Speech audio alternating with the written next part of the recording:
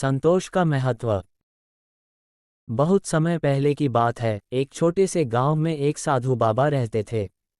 वह अपनी सरल जीवन शैली, ज्ञान और करुणा के लिए प्रसिद्ध थे। लोग दूर दूर से उनके पास आते थे ताकि वह उन्हें जीवन के कठिन सवालों के उत्तर दे सकें और मानसिक शांति का मार्ग दिखा सकें। बाबा का आशीर्वाद हर किसी को मिलता और उनकी उपस्थिति ही लोगों के दिलों में सुकून भर देती थी। गांव के पास एक छोटा सा तालाब था जहां अक्सर लोग स्नान करने जाते थे। उसी तालाब के किनारे एक अमीर व्यापारी का बड़ा सा महल था। व्यापारी का नाम रामनाथ था और वह बहुत ही धनवान था। लेकिन उसका जीवन हमेशा चिंता और तनाव से भरा रहता था। धन और संपत्ति होने के बावजूद उसे कभी संतोष नहीं मिलता था। हर समय उसे यह चिंता रहती थी कि उसकी संपत्ति छिन न जाए और उसकी दौलत पर लोग नजर न डालें।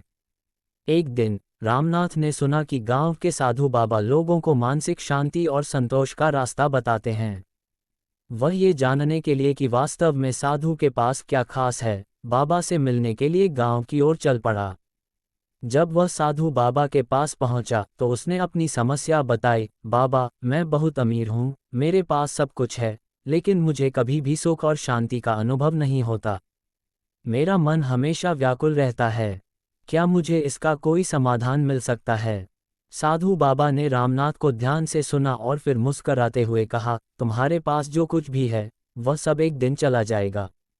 धन, संपत्ति और ऐश्वर्य सभी अस्थायी हैं। असली सुख तब मिलेगा जब तुम अपने दिल को संतुष्ट करोगे। तुमसे एक सवाल पूछता हूँ, क्या तुम्हारे पास एक सच्चा दोस्त है? रामनाथ ने थोड़ी देर सोचा और फिर कहा, नहीं, मेरे पास कोई सच्चा दोस्त नहीं है। जो लोग मेरे पास होते हैं वे सब मेरे पैसे के कारण मेरे पास आते हैं। मैं जानता हूं कि वे मुझे मेरी दौलत के लिए पसंद करते हैं, न कि मेरे असली रूप के लिए। बाबा ने शांति से उत्तर दिया, तुमने सही कहा।